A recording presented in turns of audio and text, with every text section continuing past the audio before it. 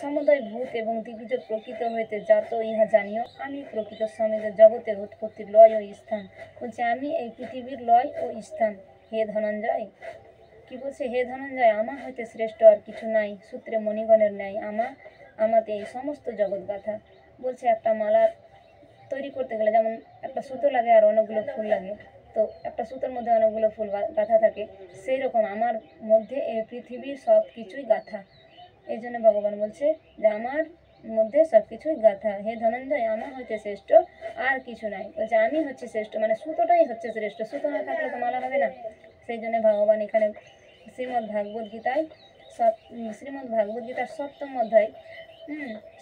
অধ্যায় বলেছেন যে হে ধনঞ্জয়, আমার হতে শ্রেষ্ঠ আর কিছু নেই। সূত্রে মণিগণের ন্যায় আমার হতে সমস্ত জগৎ গাথা। হে কন্তীয়, আমি জলের রস স্বরূপ, চন্দ্র সূর্য প্রভাব স্বরূপ, আকাশে শব্দ স্বরূপ, মনুষ্য সকলে পৌরুষ স্বরূপ রূপে অবস্থিত আছি। কি বলছে? যে আমি জলের রস স্বরূপ, জলে যদি আমি না থাকি তোমার তেষ্টা মিটবে না।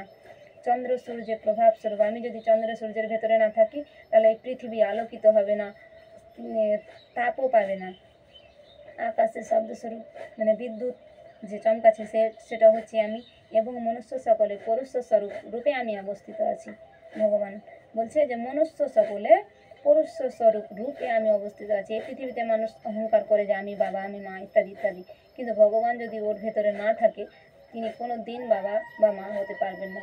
ভগবানই হচ্ছে তার ভেতরে আছে, তার জন্যেই তিনি বাবা ও মা হতে পারছেন।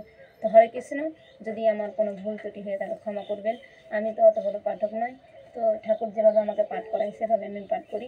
যদি আমার এই ভিডিওটি ভালো লাগে অবশ্যই আপনারা চ্যানেলটিকে সাবস্ক্রাইব করবেন, আমাকে সাপোর্ট করবেন যেন আমি ধর্মপথে চলতে পারি।